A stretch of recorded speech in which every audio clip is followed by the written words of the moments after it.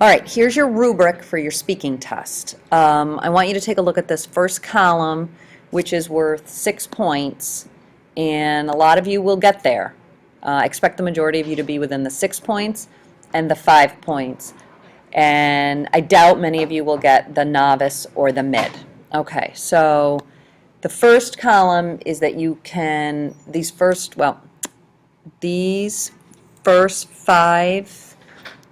banks, rows deal with the ACTFL national standards: utterance length, expressing personal meaning, speech flow, pronunciation, comprehensibility, and other linguistic comments.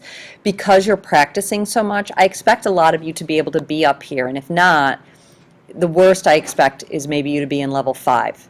But this is where you can talk in some strings of sentences, where you're not just saying a sentence, but you've got a string of them. Many of you can do that with your podcasts and your charlas.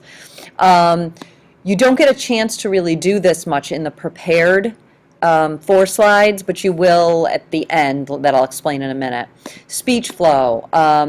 Does your speech flow? You might have pauses, reformulation, and self-corrections, but they're infrequent, and your self-corrections are accurate, that you're able to hear a mistake, fix it on the spot, and then move on. That's really very difficult and very impressive. So I expect to see more people get 5s down here, and possibly even lower. This might be the hardest one.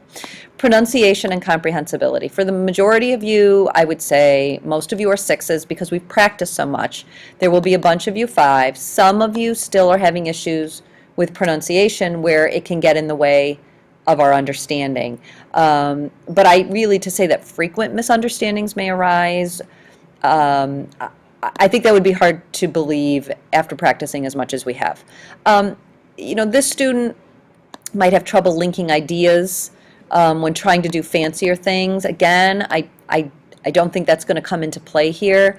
If you're having trouble speaking at sentences as opposed to just isolated words and phrases, I really don't expect to see that either. So I would say 5s and 6s for the most of you. And then we move down to podcast-specific content.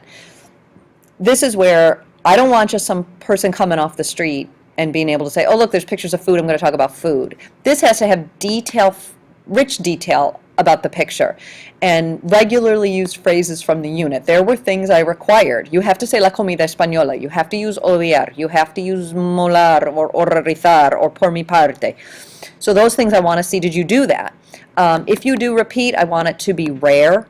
And the stalling devices, the pues, bueno, I also want those to be minimal because we should have enough to say at this point. There is a mistake. I left off the verb molar in this section, so could you, with a pen or pencil, add what I have here in red? So gustar, horrorizar, odiar, and please add molar, and then to get the full credit, uses all 4 correctly. What I expect to see kids struggle with here is the verb odiar.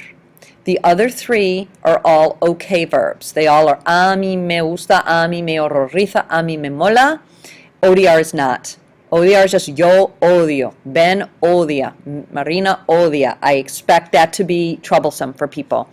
I also expect with the other 3, gustar, horrorizar, y molar, I expect kids to forget to do the a. That has been a problem, and so I'm making you practice it and practice it. I want to hear a ben le mola, a ben le gusta, a ben le horroriza. I don't want you to drop that a. Then we move on to the ingredients. There are several dishes in the pictures. There's a tortilla española, there's a paella, there's a caldo gallego. I want you to get full credit, I want you to have at least 6 ingredients. They not only have to be ingredients, but they have to be correct. You have to know what's in a tortilla española, and you have to, if you're going to say those, you can't be making stuff up. And then it moves down 4 to 5, 2 or 3, and if you get 1 ingredient, you're down at that bottom end. This is new and different. This is the inflection. This is where what you're saying matches your voice. If you're using an exclamation, que sabroso, it should sound que sabroso. I don't want to hear que sabroso.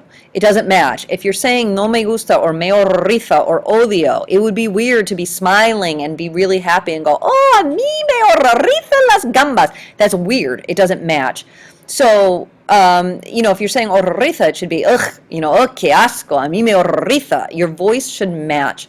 When you're excited, your voice should rise. When you're hit a period or a comma, you should pause. If you sound like a machine gun, it takes away from your message. So if I feel that the majority of your charla has proper inflection, you get the 5, excuse me. If you have intermittently, if you're able to do it some of the time, then I'll give you the 3. And if you rarely have proper inflection, that you're still kind of very automated, robotic, then you're going to be at the lowest end. It's just one of the lines. And then here is what's probably going to give you some stress. It's the foto sorpresa. I am going to add a 5th picture, and the 5th picture will be one that you cannot study for, you cannot prepare for. And it's 15 seconds, and I want to see what you can do with a related but new picture. Can you create language for 15 seconds with no repetition and very few pauses? Can you transfer the linguistic elements from the previous charlas, the 4 slides, to a new picture? Can you use comida española with a picture that's new? Can you say that whether you like it or whether you don't? Can you maybe list an ingredient if that's applicable? That's what I want to see to get the full credit. The student down here does most of the 15 seconds. They fill a lot of it, but they don't quite fill the whole time with little repetition, but can still transfer those elements. When you drop down to a 3, you're really only doing part of that 15 seconds. And there's more pausing and repetition, and there's not much transfer. You're kind of just, oh, it's comida española. Española es comida española. Oh, me gusta comida española. And there's not much new in there. And this is the student who really cannot handle the transfer yet. So to me, these bottom 2 are how I'm raising the bar from last time, where the other ones I think will be much simpler for you, and you should do a very good job. So really your challenge is trying to understand, prove to me you know what you're saying by proper inflection, and then I want to know, can you transfer? And there's really no way to study for this last one. It is what it is. Sea lo que sea, and good luck.